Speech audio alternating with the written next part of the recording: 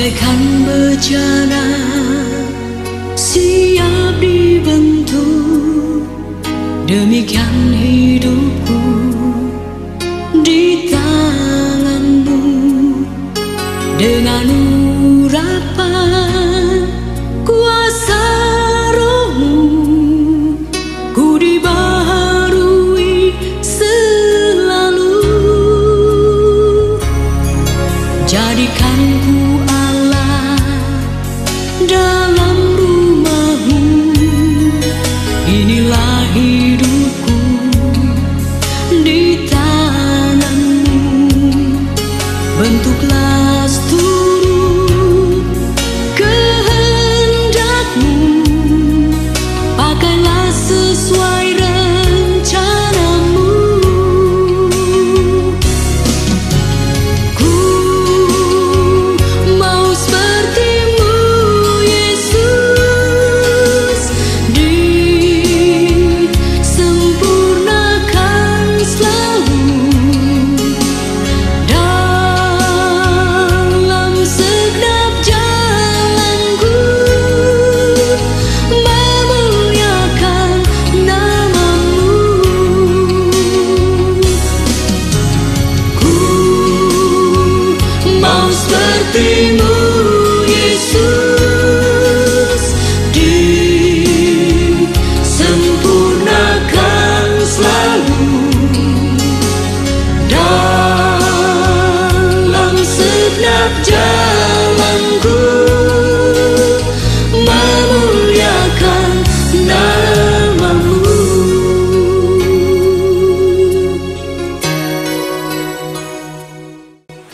Ya, shalom saudaraku. Hari ini kita beribadah secara online karena bertalian dengan PSBB yang baru saja digelar oleh gubernur kita. Maka untuk 2 minggu ke depan ibadah ditiadakan dan kita menikmati firman Tuhan dengan cara online. Hari ini firman Tuhan saya beri judul perubahan hidup. Saya petikan dari Roma 12 ayat yang kedua. Roma 12 ayat yang kedua. Demikianlah bunyi firman Tuhan. Janganlah kamu menjadi serupa dengan dunia ini, tetapi berubahlah oleh pembaruan budimu, sehingga kamu dapat membedakan manakah kehendak Allah, apa yang baik, apa yang berkenan kepada Allah, dan apa yang sempurna. Saya lanjutkan dengan Kolose pasal yang ketiga, ayatnya yang ke-10. Kolose pasal 3 ayat yang ke-10. Dan telah mengenakan manusia baru yang terus-menerus diperbaharui untuk memperoleh pengetahuan yang benar menurut gambar kalibnya. Saudara-saudaraku yang dikasihi oleh Tuhan, banyak orang percaya yang beranggapan bahwa bila ia sudah percaya kepada Kristus sebagai juru selamat, maka ia sudah menerima karya pengorbanan salib. Karena itu ia merasa ia sudah diselamatkan. Ia sudah diperdamaikan dengan Allah Sang Pencipta.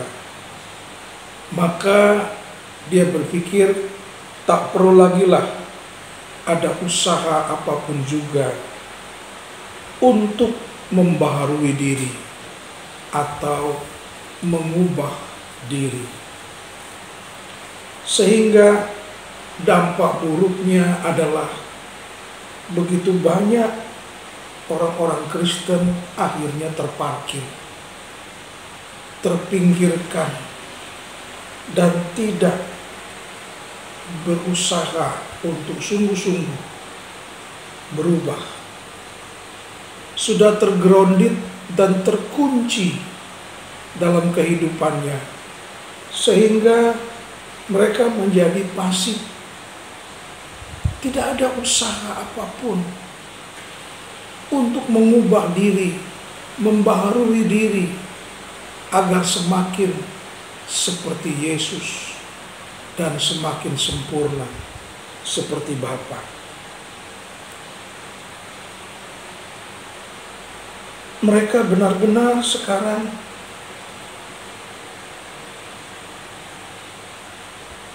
tidak ada kerinduan sedikit pun untuk mau dikembalikan seperti Adam mula-mula sebelum jatuh ke dalam dosa. Saudaraku yang dikasihi oleh Tuhan, bagaimana mungkin seseorang bisa seperangai dan seperilaku dengan Kristus dan menjadi sempurna, tiada bercacat dan tiada bercela seperti Bapa, kalau ia sudah terkunci dan fasik di dalam pikiran dan merasa bahwa ia sudah selamat, tak perlu lagi dibaharui. Padahal jelas dalam Kolose 3 ayat 10 yang baru kita baca, kamu dibaharui terus menerus setelah mengenakan manusia baru. Saudara-saudara yang dikasihi Tuhan, mengapa mereka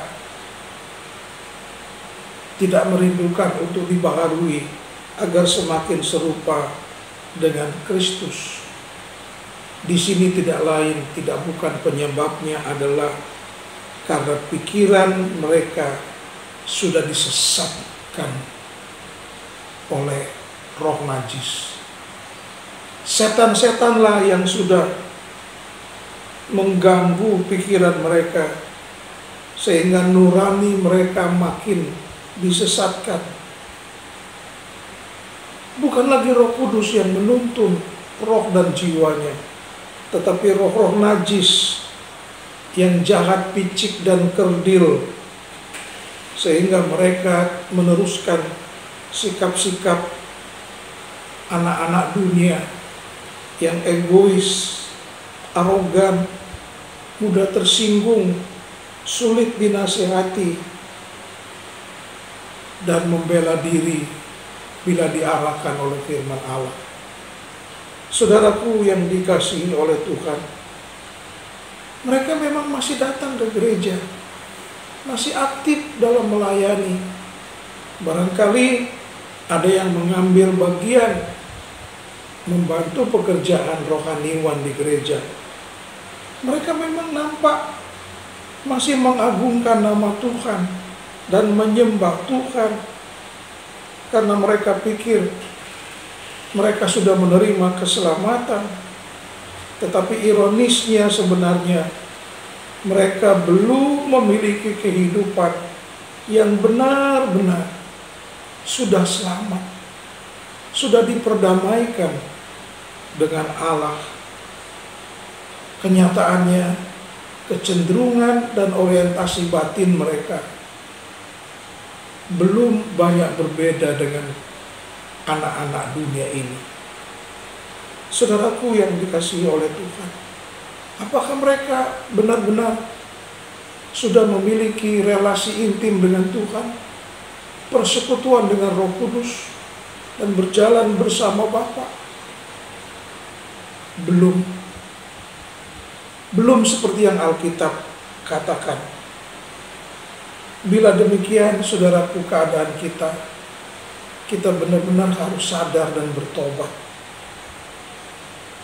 Benar-benar harus mengalami perubahan kodrat, dibaharui. Perubahan kodrat di sini berarti dirubah dari pikiran, perasaan dan selera daging, selera kodrat dunia menjadi sepikiran, seperasaan dan sekodrat seperti Yesus. Segala sesuatu akhirnya kita hanya lakukan demi menyenangkan hati Tuhan, demi mengikuti kehendak Tuhan. Sebenarnya saudaraku, disinilah dan inilah satu-satunya tujuan dan isi dari perjalanan hidup kita secara standar dan secara normal. Ku tetap cinta, ku tetap cinta, walau badai datang menerpa. Ku tetap cinta, ku tetap setia, ku tetap setia, walau topan datang menerpa. Ku tetap setia. Terlalu banyak yang Tuhan telah beri, takkan mungkin ku balas dari apa yang ku miliki. Ku persembahkan seluruh hidupku, dan ku tetap cinta, biar ku tetap setia untuk selama-lamanya. Saudara, orang percaya sudah harus hidup radikal dalam proses mengubah diri bila ia tidak ingin dipengaruhi oleh roh manusia lamanya. Mereka harus ekstrim, benar-benar mengikuti arahan sorga, agar dari waktu ke waktu, setiap waktu, secara terus-menerus, mereka mengalami kehadiran Tuhan secara realitas dalam kehidupan mereka. Relasi yang harmoni dengan Tuhan haruslah menjadi bagian pengalaman hidup sehari-hari bila mereka mau masuk proses untuk memiliki kodrat ilahi. Dalam 1 Petrus 1 ayat yang ke-16 dikatakan di sana, kuduslah kamu, sebab aku kudus. Jadi perlu ada semacam rekonsiliasi untuk relasi yang sejati dengan Tuhan, supaya orang-orang kudus benar-benar diproses memasuki kekudusan, agar kita tiba pada level memiliki atau mengambil bagian dalam kekudusan Allah. Ibrani 12 ayat 9 dan 10. Jadi kalau kita tidak hidup benar, tidak mulai hidup lurus, tulus dan kudus sesuai dengan hakikat Tuhan, maka kita tidak bisa mengalami rekonsiliasi demi untuk relasi yang intim dan benar dengan Tuhan. Camkan ini baik-baik. Saudaraku, kiranya perubahan hidup boleh menjadi bagian atau keniscayaan yang tidak boleh kita tukar. Tanpa perubahan hidup, bukanlah orang percaya. Tidak ada tujuan lain, tidak dikenal dalam Alkitab. Apabila seorang yang mempercayai Tuhan, ia tidak mengalami pembaharuan hidup. Saudaraku yang dikasihi oleh Tuhan, metamorfose adalah satu kata yang memiliki arti yang sangat indah. Perubahan, dibaharui, seperti kepompong, ulat kepompong menjadi kupu-kupu. Ada perubahan yang radikal, perubahan ekstrim, baik perubahan anatomi, perubahan sosial, perubahan fisik, perubahan pakan dan lain sebagainya, perubahan psikologi, perubahan bentuk, warna dan lain sebagainya. Demikian kiranya anak-anak Tuhan. Saudaraku, kekristenan sebenarnya merupakan sebuah perjalanan, yaitu perjalanan perubahan hidup. Dari kehidupan anak-anak dunia yang berkodrat daging, berkodrat manusia, menjadi kehidupan anak-anak Allah. Anak-anak Allah dalam pengertian huios, pangeran, orang-orang yang terus dibaharui, sehingga mereka tidak dapat berbuat lain kecuali melakukan kehendak Tuhan. Mereka tersita. Mereka tidak dapat menyukakan diri sendiri kecuali mengupayakan diri untuk menyukakan hati Allah. Semoga kebenaran pagi ini betul-betul menyadarkan kita. Tanpa perubahan, tak mungkin ada kemuliaan. Tanpa pembaharuan, tidak mungkin Anda tiba di level menjadi sekodrat dengan Bapa, mengambil bagian dalam kekudusan Bapa, dan memancarkan kemuliaan Kristus bagi dunia ini. Tuhan memberkati kita sekalian, dan kebenaran pagi ini boleh mencerai kita, mengubah kita, memberkati kita, dan menjadikan kita berbeda dengan orang-orang dunia pada umumnya. Dalam nama Tuhan Yesus, Shalom.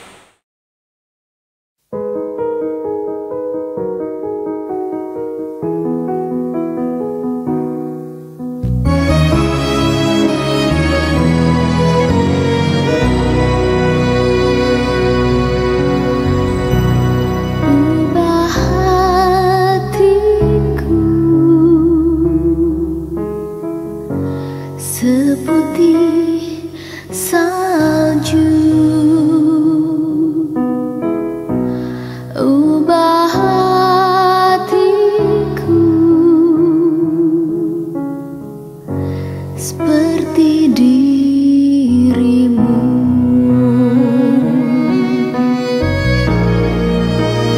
Engkau penjunan ku tanah liat,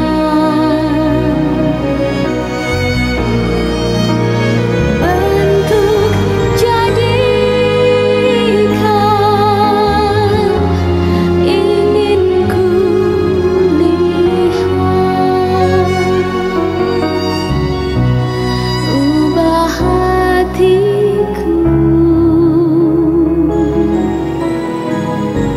seputih salju.